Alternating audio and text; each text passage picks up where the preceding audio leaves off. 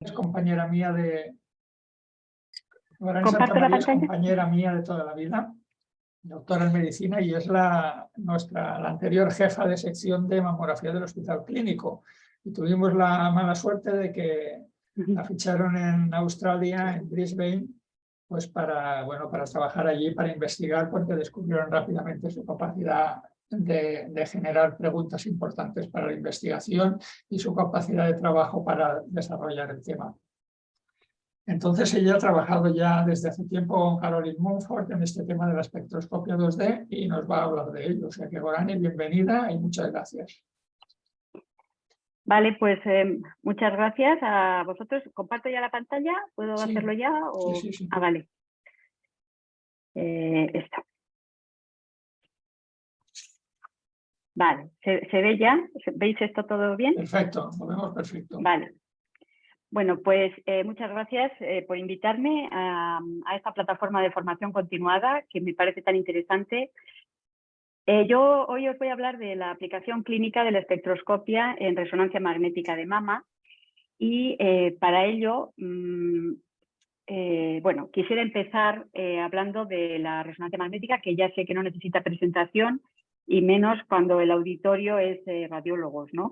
Entonces, bueno, quisiera decir que la resonancia magnética, para aquellos que no os dediquéis a la mama en concreto, pues es una técnica de imagen esencial en el estudio del cáncer, con una sensibilidad para la detección de cáncer entre el 80 o 100%, según algunas series publicadas, especialmente cuando se utilizan secuencias que nos dan información de tipo morfológico y de tipo dinámico o de vascularización del tumor. La especificidad no es tan alta, sin embargo, aunque si se utilizan secuencias específicas, como por ejemplo la difusión, que nos da información de la microestructura o de la integridad de membrana celular, o la espectroscopia, que nos va a dar información sobre cómo se reprograma el metabolismo celular en las células, especialmente las células con cáncer, pues entonces la especificidad puede aumentar hasta en un 45, perdón, entre un 95 y 97%.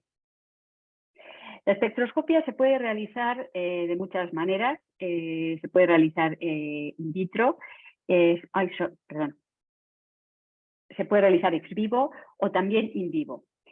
In vitro y ex vivo quiere decir que estamos utilizando tejidos fuera del cuerpo, fuera del organismo. In vivo es en humanos y es en principio la que más nos interesa para la aplicación clínica.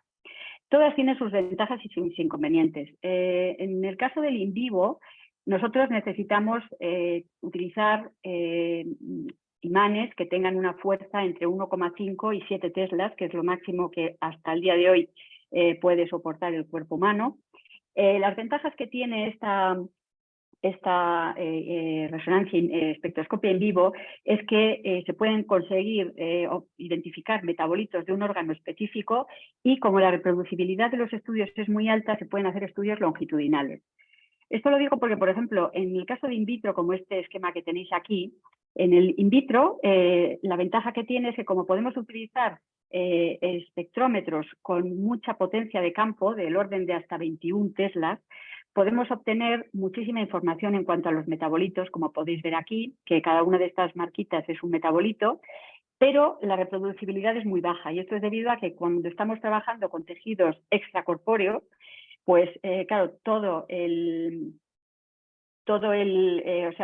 si hoy hacemos este espectro a las 8 de la mañana y lo repetimos a las 12 del mediodía, no vamos a obtener los mismos metabolitos porque el tejido se deteriora. Entonces, dicho esto, la espectroscopia in vivo puede ser unidimensional o bidimensional.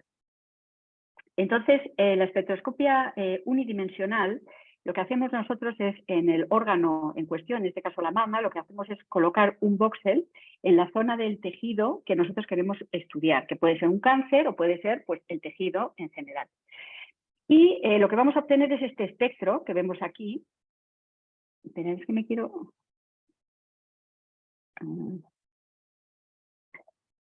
Perdón, Lo que obtenemos es un espectro que veis aquí, en el que hay una serie de picos. Estos picos no están dispuestos aquí de manera aleatoria, sino que están aquí porque la fórmula química de los protones que se están aquí, que están procesando, dependiendo de en qué grupo químico están, pues resuenan en una parte del eje o en otra.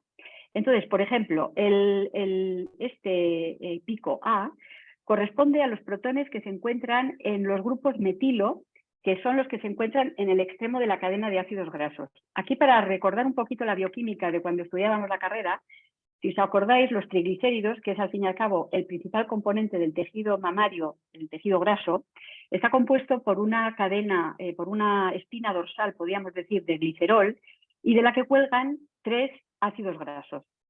Bueno, pues los grupos metilo, que están en el extremo de esa cadena de ácidos grasos, son los que resuenan y generan el pico A. El pico B, por ejemplo, está relacionado con los grupos metileno, que son todos estos puntitos de la cadena de ácidos grasos, y son en mayoría, porque os imagináis, las cadenas de ácidos grasos son más o menos largas dependiendo de los grupos metileno que tienen. Entonces, normalmente el pico B, que es el que resuena el metileno, pues son picos muy altos, ¿no?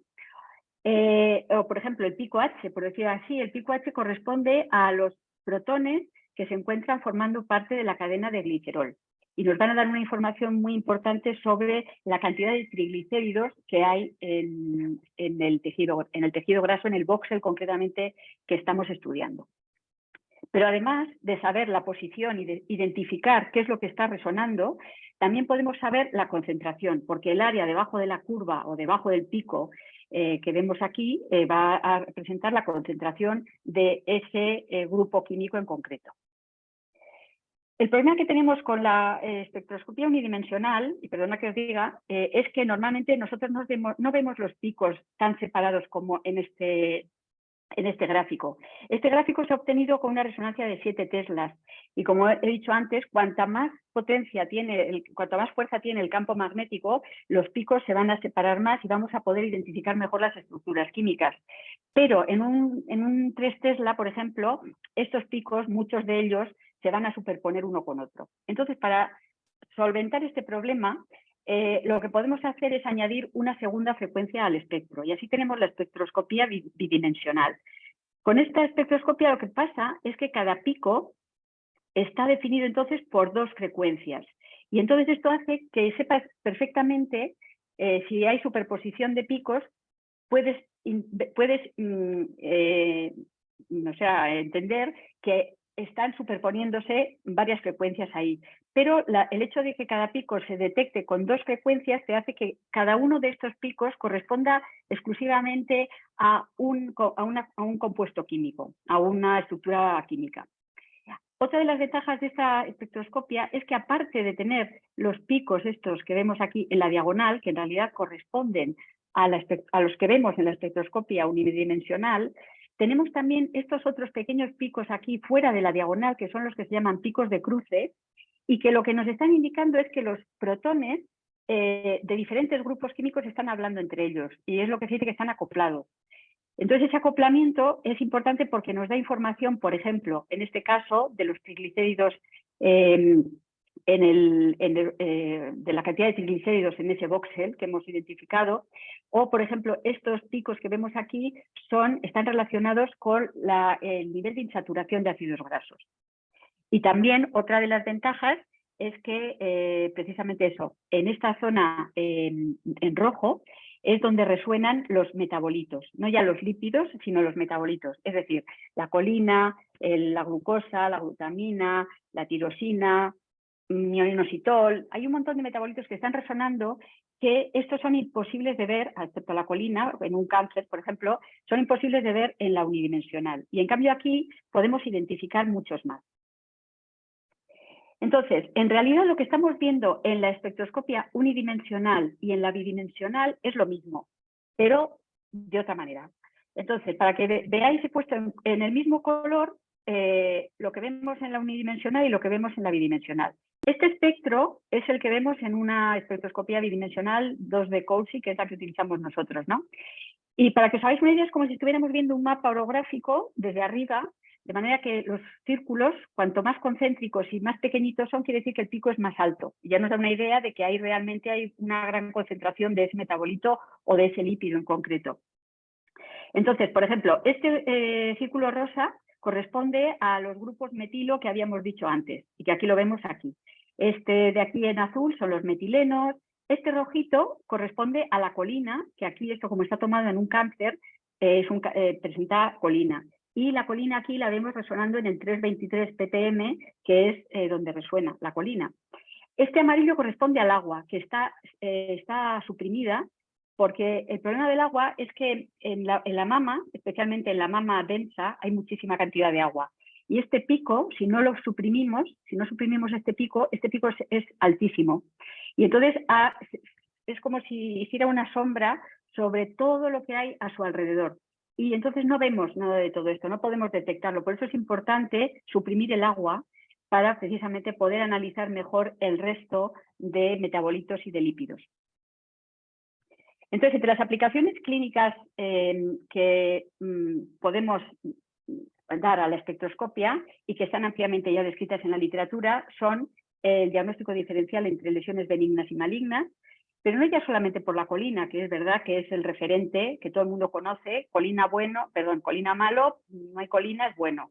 Esto es sí, pero hay veces que puede haber algo de colina y no quiere decir que sea malo. La cuestión es siempre hablar de concentraciones.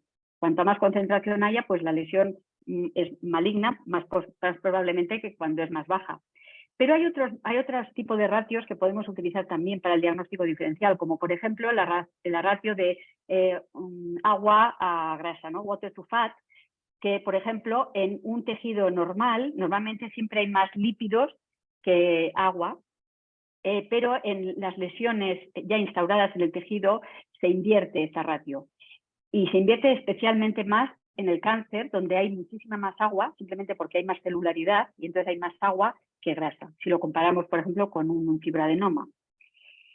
También se puede utilizar la espectroscopia para determinar el grado de agresividad tumoral del cáncer de mama. Y aquí tenemos este gráfico que es muy bonito, es del grupo con el que trabajo, ya hecho esto se publicó en el año 2007, y entonces lo que vemos es que aquí pasamos de un tejido benigno a un cáncer infiltrante, ¿no? Y entonces lo que vemos es que, por ejemplo, la colina, es verdad que en el tejido mamario benigno no hay nada.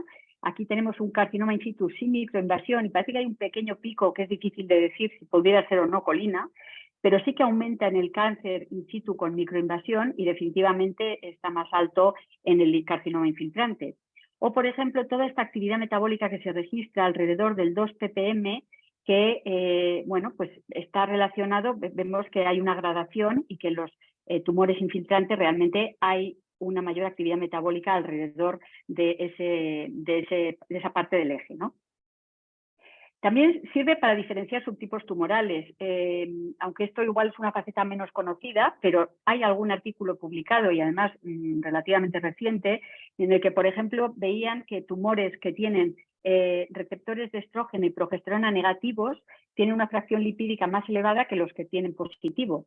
O lo mismo ocurre con los tumores HER2 positivos con respecto a los HER2 negativos. Es decir, como que los tumores en principio más agresivos tienen una fracción lipídica más elevada que los positivos, o sea, que los menos agresivos, perdón.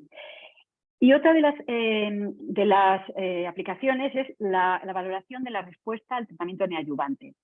Y esto os pongo solamente para que veáis, hay también bastantes artículos al respecto, pero este es uno bastante inicial, o sea, de hace tiempo, del 2013, en el que ya estudiaban espectroscopia unidimensional realizada a una mujer que antes de realizar el tratamiento neoadyuvante y 24 horas después de comenzarlo. Y lo que veían es que el pico de colina realmente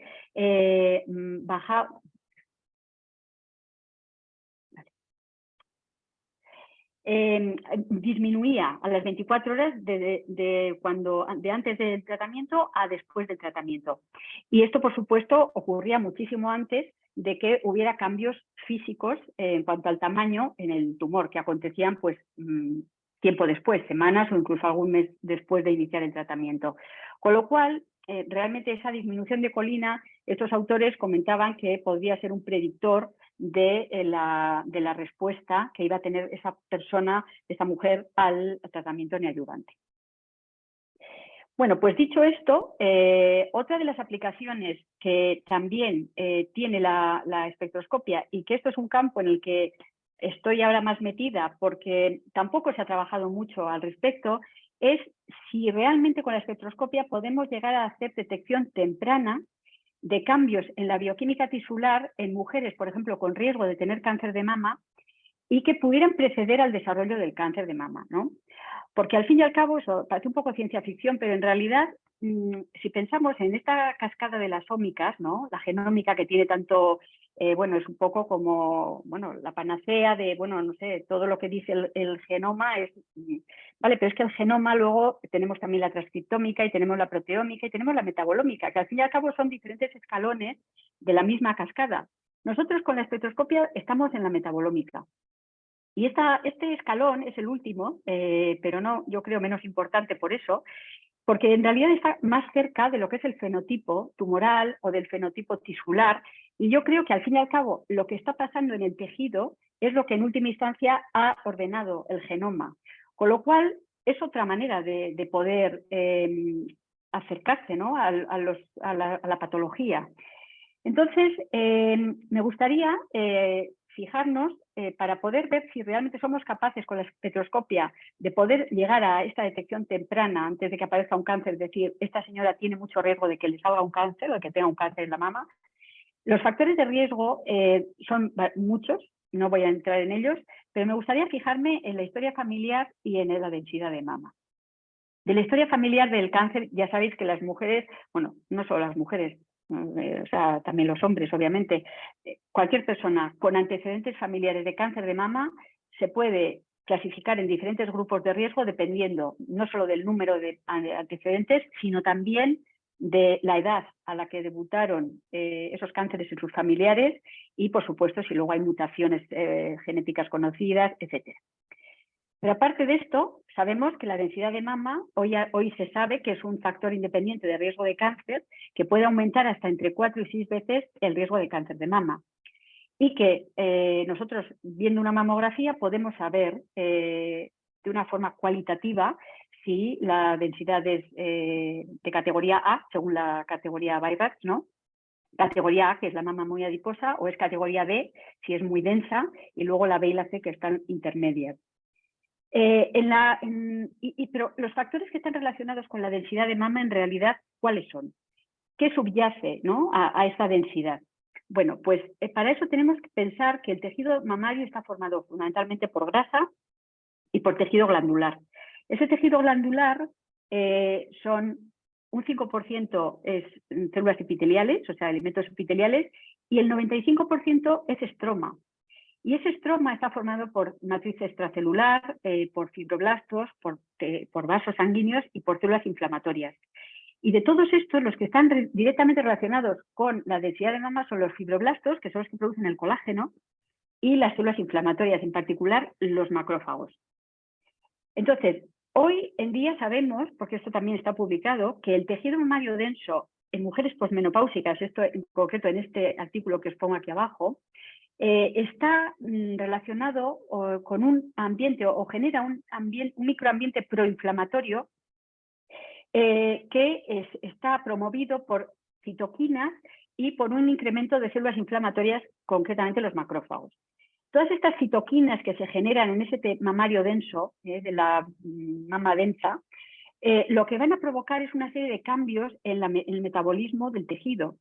Y de esos cambios me gustaría resaltar, porque luego estos van a volver a aparecer, en un aumento de la síntesis de triglicéridos, en un aumento de la lipogénesis, en una disminución de la tolerancia a la glucosa.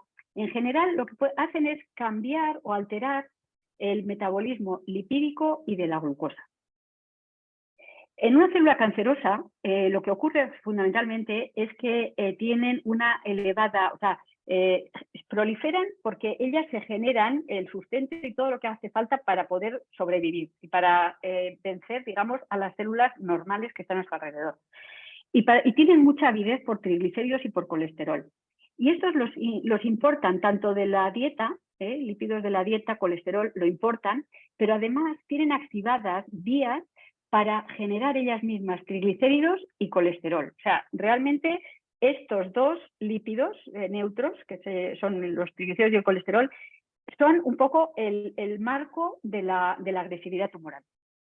Pero además, las células cancerosas también tienen mucha avidez por la glucosa, por la glutamina, porque con ellos se van a abastecer del carbono, del nitrógeno, que necesitan pues para sintetizar todos los aminoácidos, los lípidos, los nucleótidos y todo lo que necesitan para seguir proliferando. Entonces, este es un artículo que hemos publicado muy recientemente y que está relacionado con todo esto que os he explicado hasta ahora, en la mama densa. Este es un estudio que hicimos entre el hospital donde estoy trabajando ahora, otro hospital en Adelaide y el Hospital Clínico de Barcelona. Y aquí lo que hicimos fue reclutar, bueno, de 107 mujeres, de las cuales 55 eran de bajo riesgo, es decir, mujeres de las que vienen al screening, que no tienen un riesgo especial. Y 52 eran de alto riesgo, pero no tenían una mutación conocida. O sea, tenían mucha carga familiar, pero no una mutación conocida.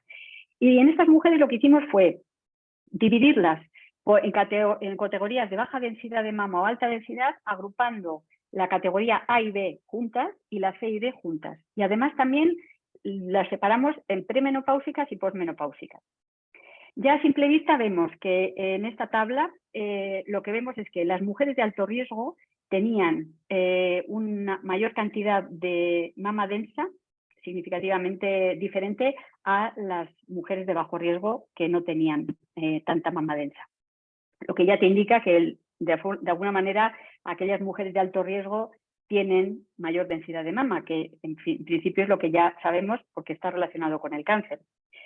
Entonces, en esas mujeres lo que hacíamos era poner el voxel en la zona de la mama que a nosotros nos parecía que podía representar el global de la densidad, ¿no?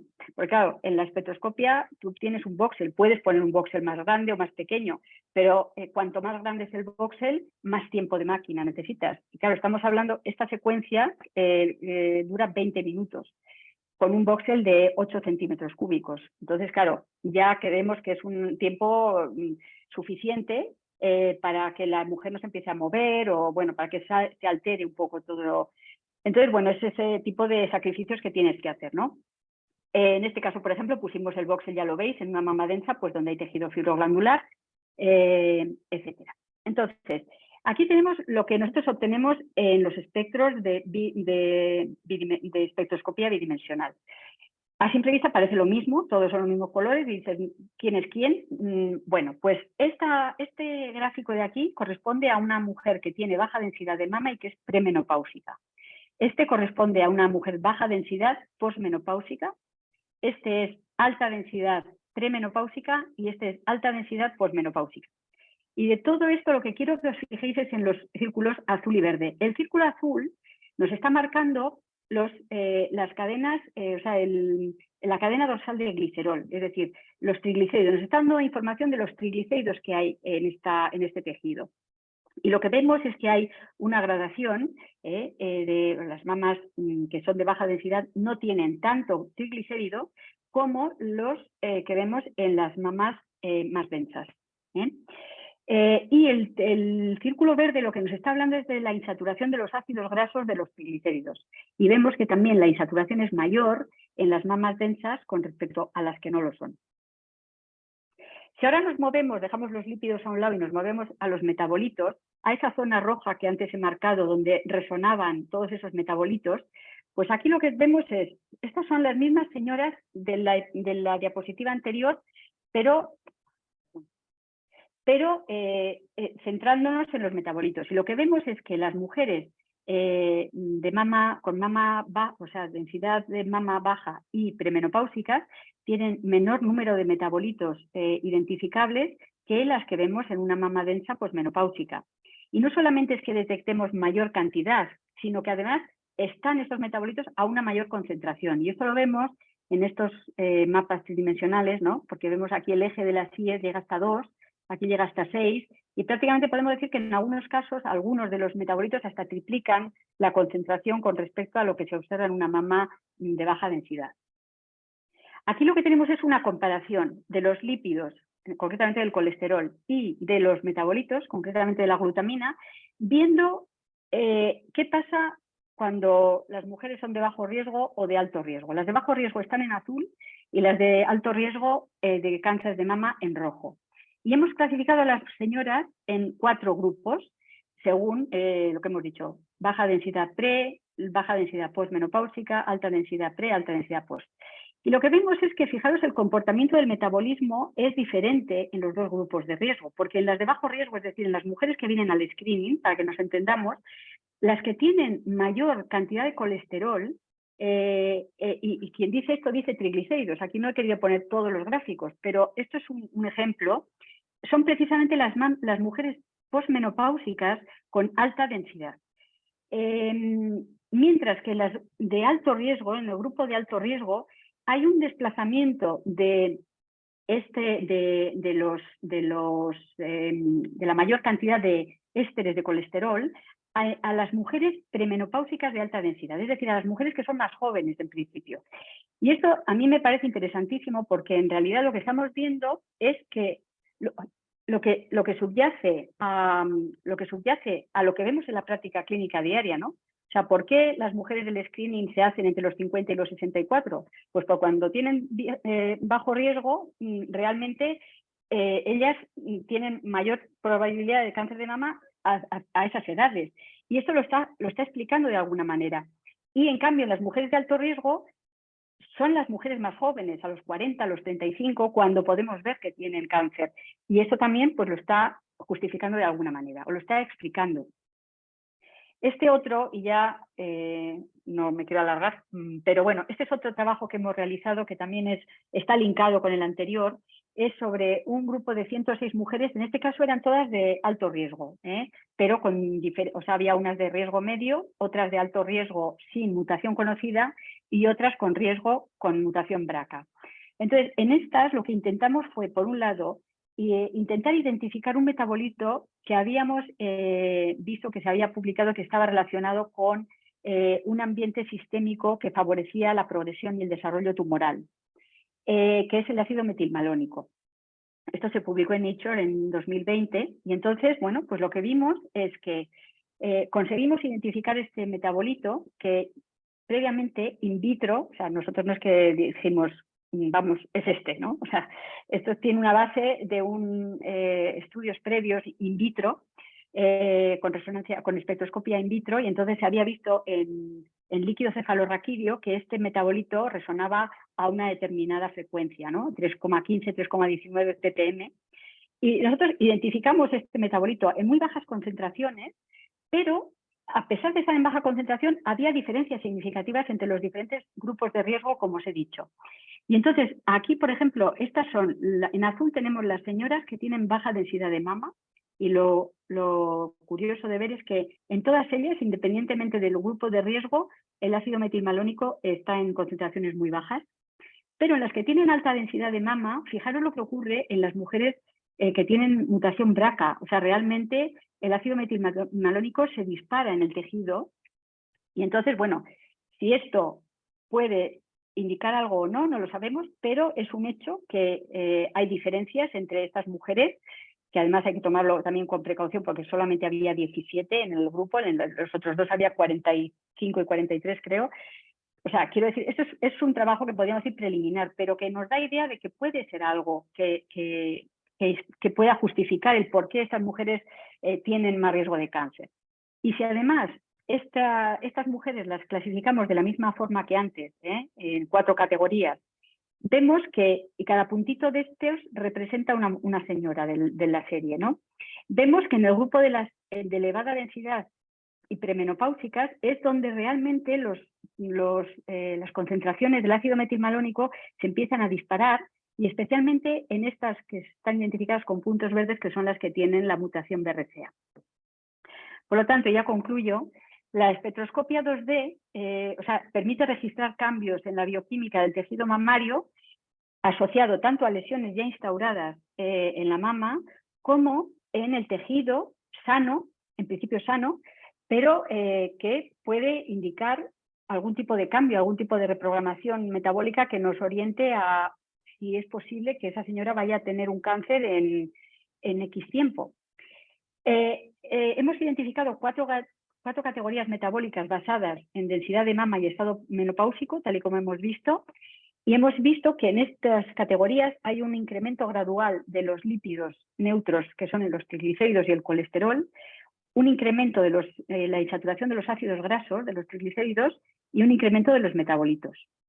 Y estos cambios, si os acordáis de aquella diapositiva de la célula cancerosa, lo que hacen es apoyar la existencia de un microambiente proinflamatorio en la mama densa que en última instancia puede ser lo que genere el cáncer.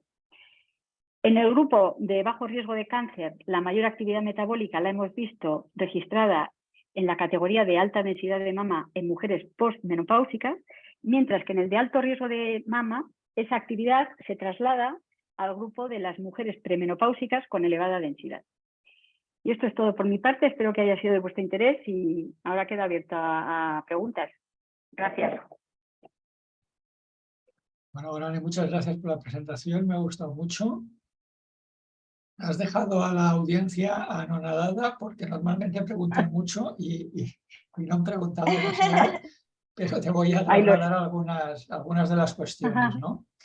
A ver, por ejemplo, Nerses pregunta si realizáis la espectroscopia 2D en la práctica clínica de manera rutinaria. No.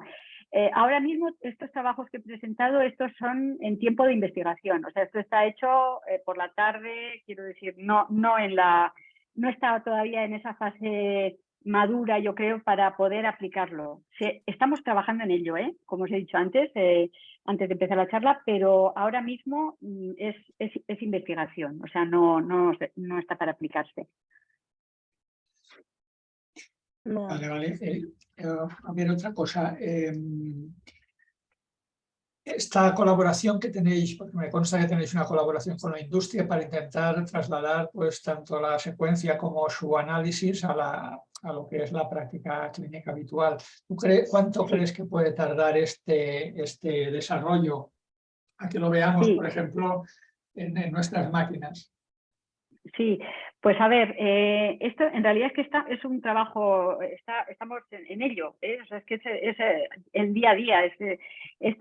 Las conversaciones son con Siemens, bueno, más que conversaciones, o sea, realmente es ya un trabajo en conjunto. De hecho, me consta que hay una aplicación, se llama Team Player, me parece que tiene que estar a disposición en la máquina, en la resonancia, para poder comunicarse con la nube, donde estos datos crudos de la resonancia bidimensional se trasladarían, y allí hay un software que estaría funcionando para decirte, pues eso, devolverte o sea, hacerte un feedback de decir, primero, si la espectroscopia es fiable, en el sentido de que, bueno, que es de buena calidad, y luego, si lo es, pues dar como un porcentaje o dar un análisis del espectro que se recoge, y en base a eso poder dar un tanto por ciento o un score, algo que nos diga esta paciente pues está más cerca de un cáncer o no, algo así. Pero ahora mismo estamos en la fase de análisis, por ejemplo, de todos los metabolitos. Por eso, de estos trabajos que hemos hecho previamente, ahora estamos revisando cuántas mujeres con BRCA, por ejemplo, han desarrollado cáncer, volver atrás y mirar si hay algún tipo de clúster de metabolitos que puedan, o de lípidos que nos puedan indicar si había algún cambio previo que ha derivado en cáncer. O sea, falta tiempo. Yo tampoco te puedo decir, no sé, es que no te sé decir un tiempo, pero el trabajo es activo y es a diario. O sea que espero que sea pronto antes que tarde. Muy bien. Una pregunta que también se me ha ocurrido, está relacionada, pero no sé si podrás contestarla. Si puedes, ideal, porque creo que es muy interesante. Has comentado que en la espectroscopia 1D el aumento del número de teslas de la máquina contribuye notablemente a que la señal sea mejor y a separar los picos. ¿Está previsto que tengamos para humanos en la práctica clínica resonancias de más de 3 teslas en un futuro próximo? Pues no lo sé. Yo sé que se puede hacer hasta en 4 teslas y 7 teslas. De forma experimental, yo sé que se hace. Ahora, no conozco ninguna clínica o ningún hospital que a día de hoy tenga una máquina de 7 teslas o de 4 teslas para hacer clínica. Creo que no, Vale. Pero bueno, también no sé si es una cuestión de tiempo. No sé, no te puedo contestar, como has dicho, no lo sé. Se me ha ocurrido porque digo, es una pregunta, yo tampoco lo sé, pero digo, a lo mejor pues mira, resulta que ya están aquí las de 5 teslas y no nos hemos enterado, ¿no? ¿Qué más? Otra Bueno, pregunta Yo Ana, creo, ¿sí? sí, yo creo que más que si son 3 o 4 o 7 Teslas, yo creo que el gran cambio que vamos a vivir en los siguientes 10 años es el postprocesado. Entonces, esto que comentaba Gorane, por cierto, enhorabuena por tu presentación fantástica. Es un tema de postprocesado, ya no es de adquisición, ¿no? No, Xavi, exacto. recuerda, nosotros estamos en un proyecto europeo y justamente la innovación por la cual fue premiado el proyecto es el postprocesado, Sí. porque Te perdemos un poco ya, ¿no? No sé si es el wifi una o... máquina que es una máquina decente. A ver, espera que igual me cambio a... Estoy con los auriculares. ¿Me escucháis mejor? Sí, ahora bien, ahora bien. Ha sido un Sí. momento que Vale, no... pues esto, ¿no? El postprocesado a nivel de una supercomputación, ¿no? Externalizado de la máquina en la Eso. cual se hace la adquisición de la imagen, ¿no? Y yo creo que ese va a ser el cambio. Hay muchos proyectos, el nuestro es solo un ejemplo, pero a mí me sorprende, ¿no? Que los diferentes tipos, ¿no? de adquisición de imagen, todos van a terminar postprocesándose, ¿no? Con inteligencia artificial y con machine learning, y el resultado o el feedback que vamos a tener va a ser completamente diferente a lo que estamos acostumbrados y basado, ¿no? En esa microestructura, microambiente pro-tumoral. Entonces, yo creo que el futuro viene por ahí. Muy interesante. Sinceramente. Muy bien. Bueno, doy la palabra a Nerses si quiere hacer algún comentario o alguna pregunta. Bueno, yo creo que ha sido una presentación fenomenal. La verdad, nos has hablado de cosas que creo que no hacemos en la práctica habitual. Yo creo que muchos de nosotros no sabíamos de la existencia de las aplicaciones que tiene la espectroscopia 2D. Y bueno, para hacer un poco de resumen de lo que nos has estado comentando, pues nos has hablado de las diferencias entre una IP bidimensional y su comparación que has hecho con el mapa topográfico, que ha estado muy chulo, que se puede hacer a partir de las 1,5 teslas, pero que es recomendable tener al menos 3 teslas para tener una buena imagen. La utilidad de la espectroscopia en la valoración de las lesiones malignas, en el grado de la actividad tumoral, en los subtipos tumorales, en la valoración de la respuesta al tratamiento, e incluso nos has hablado de que pues, pueden facilitar la predicción de la bioquímica tisular en las lesiones cancerígenas. Y lo último, que también lo has dejado así entrever, entre las investigaciones múltiples que has hecho, ¿no? De que podríamos incluso llegar a justificar la detección de las mutaciones BRCA. No sé si te parece bien este resumen, Gorane. Sí, perfecto. Yo creo que resume perfectamente lo que he intentado transmitir, o sea que guay. ¿Puedo hacer una última pregunta? Por supuesto. Muy interesante Claro. para los que hacemos screening. Hablaste un poco, ¿no? De esa densidad alta, premenopáusicas, mujeres 40, 50 años. No sé en Australia ahora cómo está el programa nacional. Nosotros todavía estamos entre los 50 y los 69.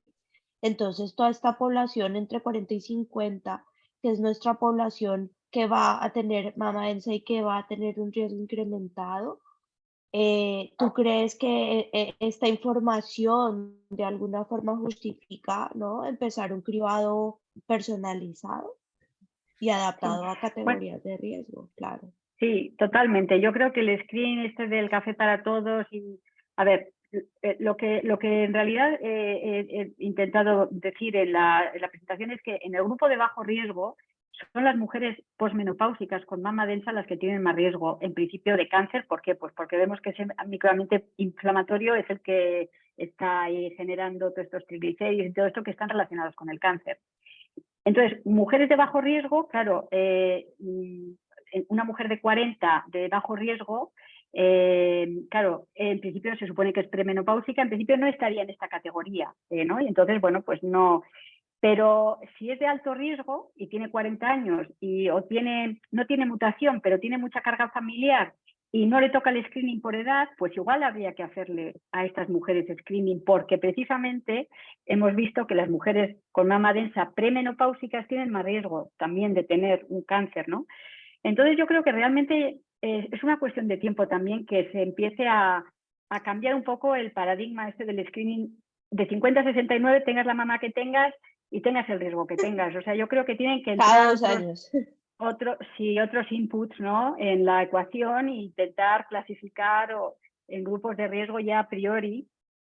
Bueno, de la misma forma que el otro día hablaba el doctor Raya, ¿no?, sobre cómo ya la inteligencia artificial te dice, estos son de bajo riesgo. Pues algo así, ya a priori, para ver quiénes tienen que acceder al screening, a qué edades, etcétera. Pero bueno, todo llegará, yo creo que todo llegará. Muy bien, Gorane, pues muchas gracias. Creo que el tema ha quedado muy claro. vosotros. Y, en fin, pues te lo agradecemos mucho y damos por cerrada la sesión. Venga, Muchas gracias a vosotros y hasta otra. nos Adiós. vemos. Hasta luego. Adiós. Hasta luego.